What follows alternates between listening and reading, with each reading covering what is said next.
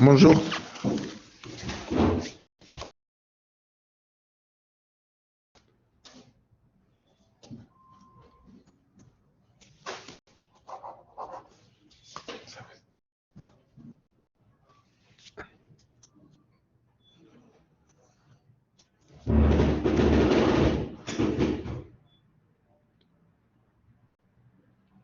Bonjour.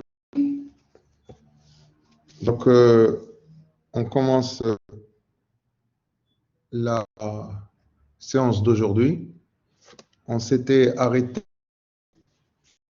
à la troisième partie, le contenu du droit objectif.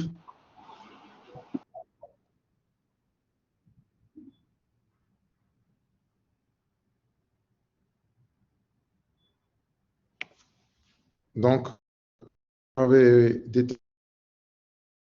contenus de droit Monsieur, qui avaient deux formes.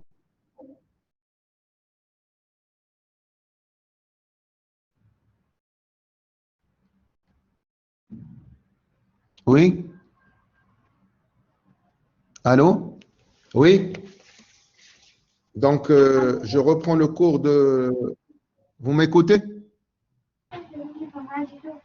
on n'entend pas très bien, monsieur. Oui, monsieur. Monsieur, on vous entend mal. Le son, il coupe un petit peu. Micro.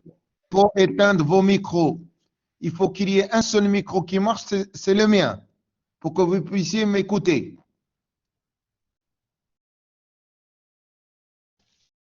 Éteindre vos micros. Donc, on a vu jusqu'à aujourd'hui la détermination de la notion de droit. On a fait une introduction. Son objectif, c'était quoi? C'était être capable de cerner la connotation et les caractéristiques de la règle de droit, tout en repérant ses grandes divisions. Donc, on avait vu le contenu du droit qui est formé. La règle de droit peut prendre une forme objective et une subjective. On avait défini l'objectif comme par une forme de je dois obéir et le droit subjectif par une forme de j'ai le droit de faire. On avait vu les caractéristiques de la règle de droit, l'idée de justice, la finalité de la règle de droit était l'établissement de la justice, l'adala, qui présente le gage de protection des droits des individus.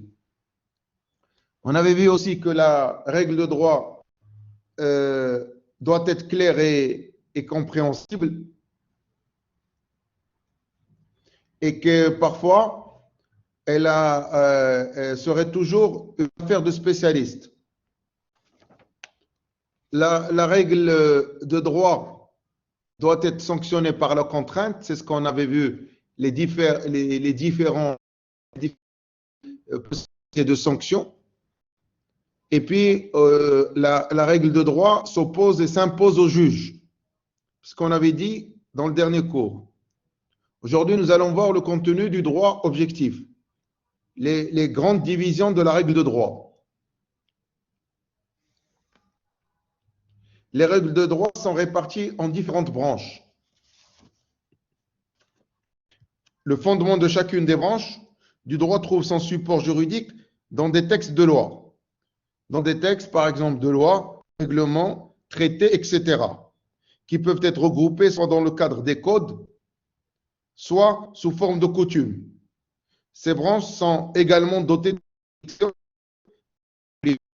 qui se chargent les violations éventuelles aux règles en vigueur et dans les décisions rendues en constituant la jurisprudence.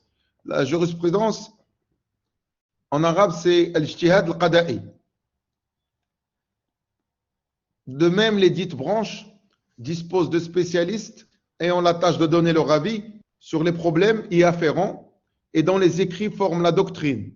La doctrine en arabe, c'est al-fiqh, de la branche concernée.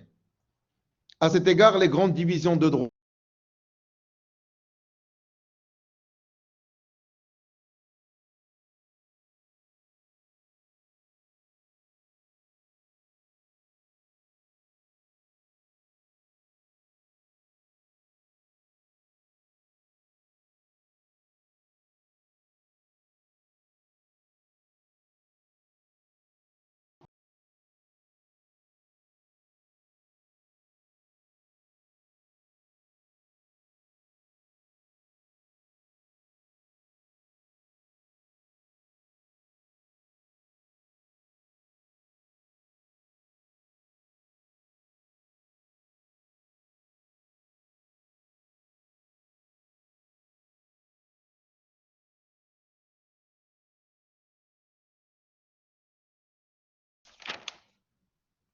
Le droit,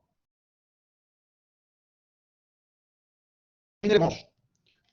La première branche, c'est le droit public.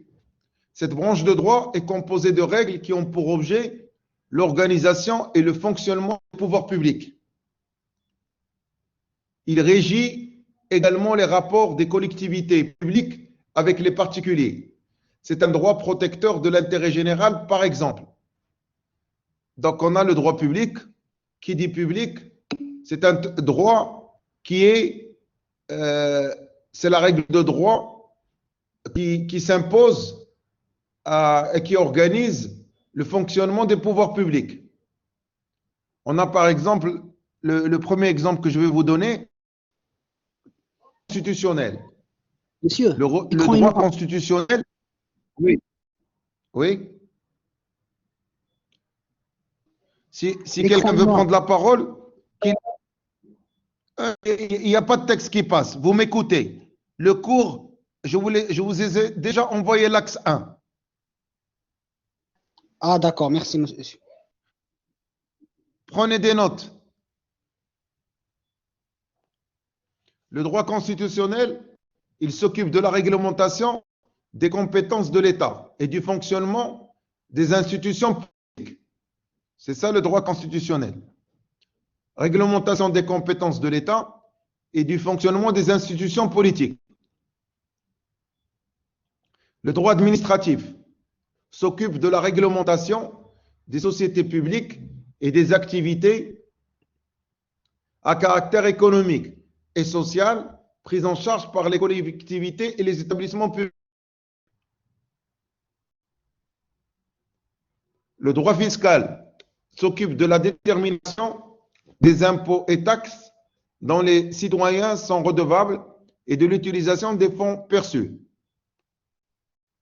Le droit pénal, qui pour faire régner l'ordre, précise les sanctions corporelles et pécuniaires dont l'État peut frapper ceux qui n'obéissent pas à cet ordre.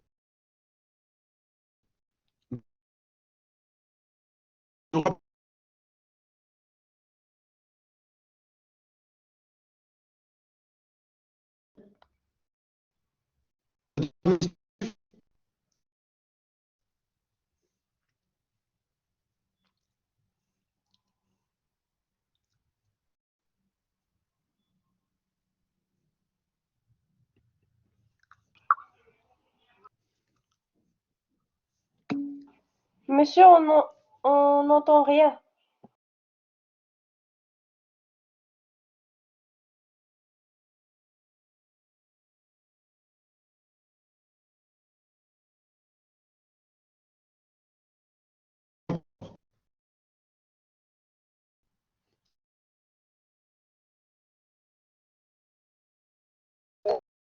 Règles de droit qui régissent les rapports entre les personnes privées.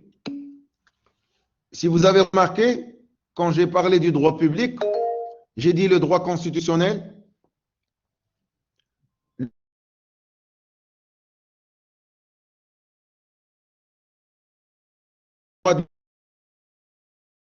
et le droit, ça a une relation avec la société, les institutions publiques, les institutions collectives.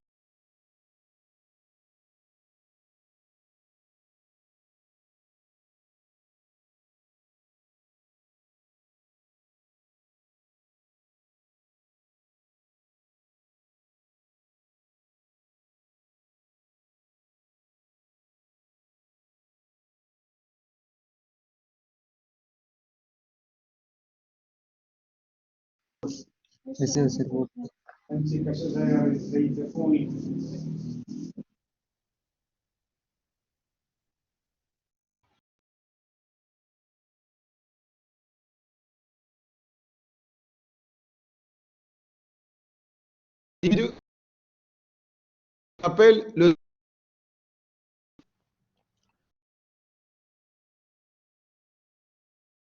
en évidence la volonté des individus. Le constitué par la volonté des individus. C'est les individus, c'est-à-dire vous et moi, qui créent Et c'est avec notre volonté que crée ce lien, que créer ce lien. Le droit privé, oui. Je suis désolée Arrêtez de vous parler, interrompre. écoutez-moi. Monsieur, depuis tout à l'heure, on n'entend plus rien. Vous avez une mauvaise connexion. Depuis tout à l'heure, on n'entend rien. Le est enregistré.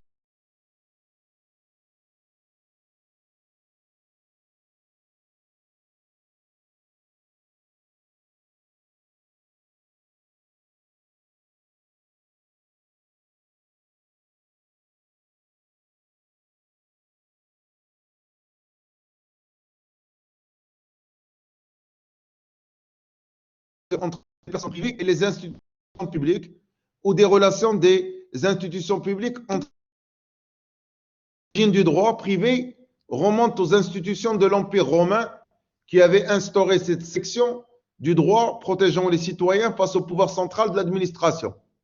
Donc, le droit privé par rapport au droit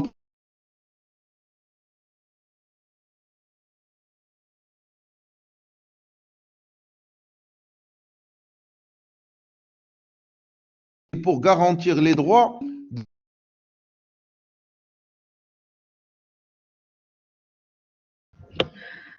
Salut monsieur, s'il vous plaît, راه ما تنسمعوا والو من قبيله.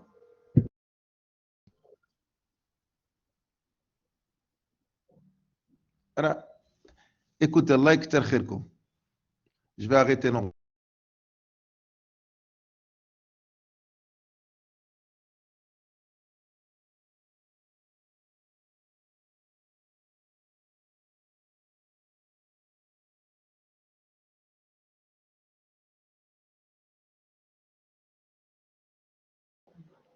واش البروف كاين؟